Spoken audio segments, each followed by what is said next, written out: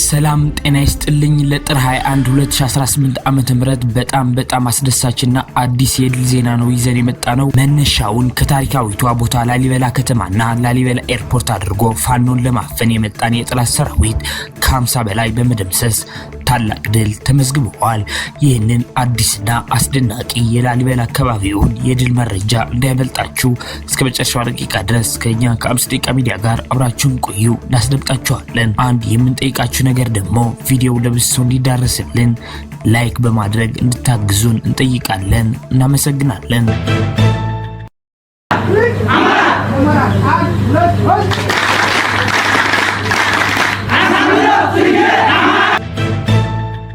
ሰበር ዜና። ጤና ይስጥልን ውድ የአምስት ደቂቃ ሚዲያ ተከታታዮች፣ የዕለቱ አዳዲስ የፋኖ ትግሎችና አንኳር ነጥቦች በዚች በ5 ደቂቃ ጊዜ ውስጥ አጠር አድርገን ልናቀርብላችሁ መጥተናል። በቅድሚያ አርዕስተ ዜናዎች እናስደምጣችሁ።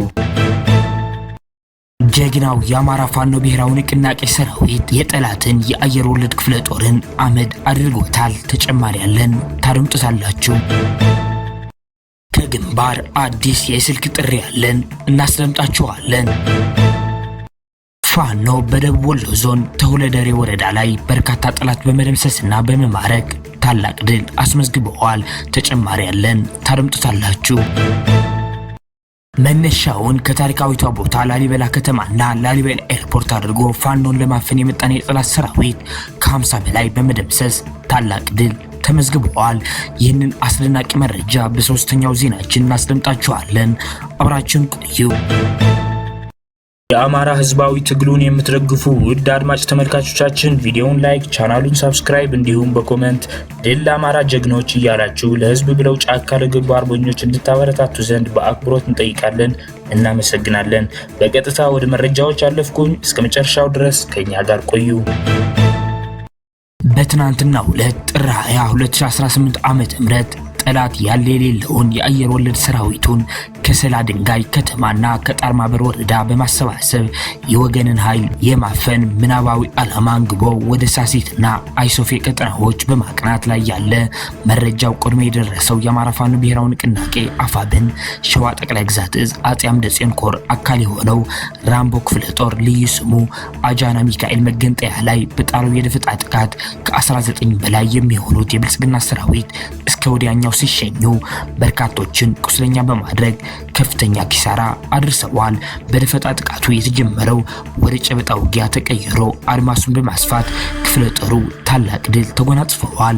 በጀግናው ሰራዊታችን ደፈጣ ላይ የወደቀው የአየር ወለድ ክፍለ ጦሩ አባላት በጉዞ ላይ ያሉ በተፈጸመበት የቦምብ ጥቃትና እንደ እሳት በዘነበበት የጥይት አረሩ በርካቶቹ ሲገደሉ፣ ቀሪው የሰላ ድንጋይ ሆስፒታልን ያጨናነቀ ሲሆን በመኪና ተጭኖ ወደ ሰላ ድንጋይ የተወሰደው የሰራዊት አስክሬን መቅበሪያ በከተማው በስተምስራቅ አቅጣጫ የቀብር ጉድጓድ እየተዘጋጀ ይገኛል።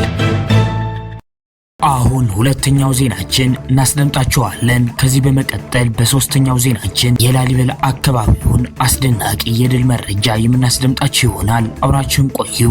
ልጅ ኢያሱ ኮር 24ኛ ክፍለ ጦር ደቡብ ወሎ ዞን ተሁለደሬ ወረዳ በርካታ ጠላት በመደምሰስና በመማረክ ታላቅ ድል አስመዝግበዋል። አማራ ፋኖ ብሔራዊ ንቅናቄ ምስራቅ አማራ ቀጠና ሚኒሊክ ዕዝ ልጅ ኢያሱ ኮር 24ኛ ክፍለ ጦር በትናንትናው ዕለት ሌሊት ደቡብ ወሎ ዞን ተሁለደሬ ወረዳ ላይ ልዩ ቦታው ቆሎ ባቄላ በሚባል ቦታ ላይ የአገዛዝ ሰራዊት ከፍተኛ ጉዳት ደርሶታል። ጀግናውና አይበገሬው 24ኛ ክፍለ ጦር ረጅም ጉዞ በመጓዝ ከሌሊቱ 7 ሰዓት ወደ ጠላት ምሽግ ሰርገው በመግባት የጥይት ናዳ አውርደውበታል። ጠላት ጥቃቱ ሲፈጸምበት ጨለማ ስለነበር ግማሹ ገደል ሲገባ፣ ግማሹ ደግሞ ሞትና ቁስለኛ ሆነዋል። ልጅ ኢያሱ ኮር 24ኛ ክፍለ ጦር በተጋድለው 10 የፋሽስቱ አገዛዝ ሰራዊት ምርኮኛ ያደረጉ ሲሆን 15 ክላሾችንም በመማረክ ታላቅ ድል አስመዝግበዋል። ወደ ሶስተኛው ዜናችን ስናሳልፋችሁ መነሻውን ከታሪካዊቷ ቦታ ላሊበላ ከተማና ላሊበላ ኤርፖርት አድርጎ ፋኖን ለማፈን የመጣን የጠላት ሰራዊት ከ50 በላይ በመደምሰስ ታላቅ ድል ተመዝግበዋል። አማራ ፋኖ ብሔራዊ ንቅናቄ አፋብን ምስራቅ አማራ ቀጠና ሚኒሊክ እዝ ላስታ ሳምነው ኮር እሸት ክፍለ ጦር ነብረ ተወርዋሪ ኮማንዶ ብርጌድ ሸደሆም መቄት ሻለቃና በላይ ዘለቀ ዙባንታ ባተኮር የተወጣጡ የፋኖ አባላት በብርሃኑ ጁላ ክትትል ሰራዊት ላይ አካላዊና ቁሳዊ ኪሳራ አድርሰውበታል። መነሻውን ከታሪካዊቷ ቦታ ላሊበላ ከተማና ላሊበላ ኤርፖርት አድርጎ እሸት ክፍለ ጦርን አፍናለሁ በሚል አጉል ምኞት አዳሩን በአምስት አቅጣጫ አስፍቶ ቢመጣም በውባንታ ባተ ልጆችና ባሳምነው ልጆች ተገርፎ አስክሬንን እንኳን ሳያነሳ ወደ መጣበት ላሊበላ ኤርፖርት ላሊበላ ከተማ ፈርጥጦ ተመልሰዋል። ውጊያውም በትናንትናው ዕለት ማለትም ቀን 20 2018 ዓመተ ምህረት ከሌሊቱ 10 ሰዓት እስከ 8 ሰዓት በፈጀው ትንቅንቅም ከ25 በላይ የአገዛዝ ሰራዊት ሲደመሰስ ከ20 በላይ ቁስለኛ ማድረግ ተችሏል። በመጨረሻም አንድነታችን ኃይል ነው፣ ካሁን በኋላ አማራ አንድ ድርጅት ፈጥረናል፣ በጎጥ አጥር ሳንካለል ስንፈልግ ሸዋ ስንፈልግ ጎጃም ጎንደር ወሎ በማንኛውም ቦታ ተወርውረን ጠላትን አከርካሪውን እንሰብረዋለን ሲሉ የሚኒሊክ እዝ ምክትል ወታደራዊ አዛዥና የላስታ ሳምነው ኮር ሰብሳቢ አርበኛ ወንድሙ ማሩ ገልጸዋል። ከግንባር አዲስ የስልክ ጥሪ ያለን አድምጠነው እንመለስ። እንግዲህ አፋብን አማራ ፋኖ ብሔራዊ ንቅናቄ ድርጅታችን ምስረታ ህዝባችንም በሰራዊታችንም ላይ ይሄ ነው የሚባል በቃልም ለመግለጽ ጭምር ከባድ የሆነ ደስታ ተስፋን ይዞ መጥቷል። ምክንያቱም ከአሁን በፊት እንደ አማራ በተለይ በዚህ የትጥቅ ትግል አንድና ብቸኛ ሁሉንም አማራ የሚያሰባስብ ለአማራም ለኢትዮጵያም ተስፋ የሚሆን ድርጅት ተመስርቶ ተሰርቶ አያውቅም። በተለይ ትክክለኛ የሆኑ የአማራ ኮዞችና ጥያቄዎችን ይዞ ከዚህም አንጻር አሁን ድርጅታችን ከዚህ 2-3 ዓመት የትጥቅ ትግል ፍትጊያ እና ቆይታ በኋላ ወደዚህ አንድ አማራዊ ድርጅት ምስረታ መብቃቱ ህዝቡን በጣም አስደስቶታል። ሰራዊቱን የመታገል የመዋጋት ስነልቦናውን እጅጉን ከፍ አድርጎታል። እንደኔ እንደ አንድ ኃላፊነት እንደተጣለበት በታሪክ አጋጣሚ እንደው በመሪነት ደረጃ ተቀምጦ ይህንን ኃላፊነት እንዲወጣ ስራም ኃላፊነትም እንደተሰጠው አንድ አባል አንድ ታጋይ በጣም እድለኛ ነኝ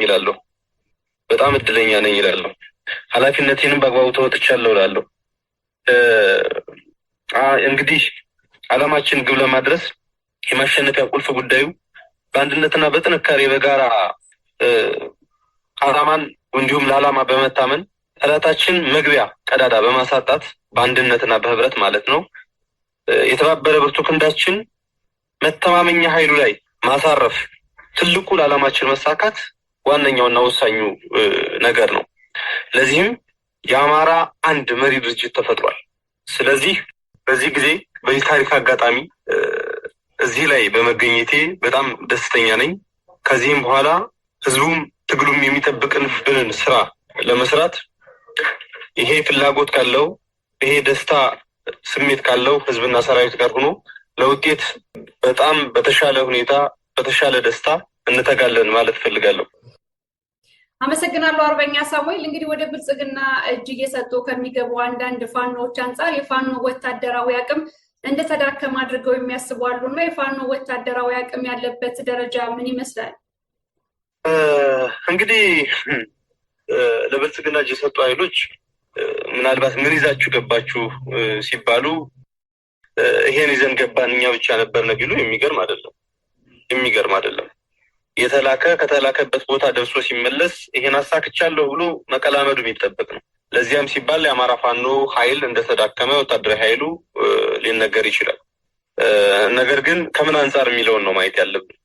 ከምን አንጻር? አንደኛው ከትጥቅ ትግል እንዲሁም ከሽምቅ ተዋጊዎች ከሚጠበቀው የድል ወይም ደግሞ ወታደራዊ ድል አንጻር ስናየው በወሎ፣ በሸዋ፣ በጎጃም እና በጎንደር የስርዓቱን ሰራዊት እንደ ከብት እየነዳ ያለ ይሄ ጠንካራ የአማራ ሰራዊት ነው።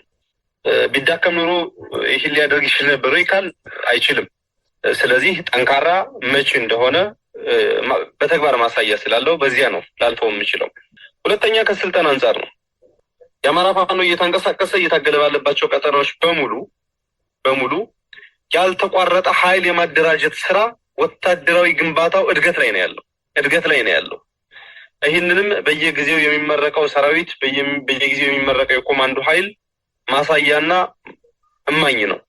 ሌላው ከዓላማ አንጻር ነው። ከዓላማ አንጻር ስርዓቱ ቀጥሯቸው ልኳቸው የነበረ በፋኖ ስም ተወሽቀው የፋኖን ዩኒፎርም ለብሰው ህዝብ ሲዘርፉ፣ ልዩነትን ሲፈጥሩ፣ ወንድሙ ከወንድሙ ጋር እየተተኳኮሰ እየተጋደለ እንዲኖር ሲያደርጉ የነበሩ ሰዎች እየጠሩ ወደ ወገናቸው ወደ ላካቸው ስርዓት ሲሄዱ የጠራና ጠንካራ የተጋመደ አንድነት ያለው ሰራዊት ተገንብቷል ማለት ይቻላል። ነገም ይገነባል። ከዚህ አንጻር ስናየው የፋኖ ሰራዊት እየተዳከመ ነው የሚለው የሚያስቅ ነው የሚሆነው። አርበኛ ሳሙኤል፣ ፋኖ አንድ ባለመሆኑ ምን አጣ? አንድ በመሆኑ ውስጥ ምን አይነት እድሎች ይፈጠሩለታል? ጥሩ እንግዲህ የፋኖ አደረጃጀት አንድ አለመሆን፣ አንድ መሪ ድርጅት አለመኖሩ በጣም ዘርፈ ብዙ ጉዳቶች ነበሩት። አንደኛው ቅድም ከላይ እንዳልኩሽ ሽብልቅ ሆነው ገብተው ሰራዊትን ከሰራዊት ሲያገዳድሉ ለነበሩ ሰዎች መግቢያ ሆኗቸው ነበር። አንድ ሁለተኛ ከስርዓቱ ተልዕኮ ይዘው የመጡ ኃይሎችን ኃይል በመሰብሰብ ስም መወሸቂያ መደበቂያ ሆኖ የልዩነት ምንጭ ሆኖ እንዲቆይ አድርጓልኝ።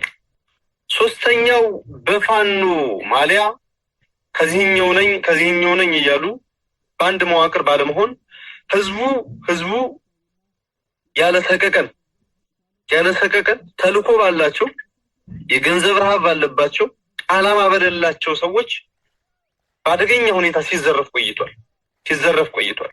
ይህን ያደረጉ ኃይሎች አሁን እየገቡ ነው ያሉት አንድነቱ ሲመጣ። ምክንያቱም መግቢያ የላቸውም፣ ጠርቃቅ ውስጥ ነው የሚገቡት። ስለዚህ ህዝቡን ከፍተኛ የሆነ ዘፊያ ውስጥ እንዲገባና ለፋኖ ክፉ ስዕል ሊኖር እንዲችለው አድርጎ ጎድቶን ቆይቷል። ተላላኪዎች መመሸጊያ መደበቂያ አግኝተው ቆይተዋል። እንደ ታጋይ እየታዩ እንዲቆዩ ባዘጋጁት የሚዲያ ግሪሳ ሳይቀር ተሸፍነው እንደ ጀግና ሲወደሱ ቆይተዋል።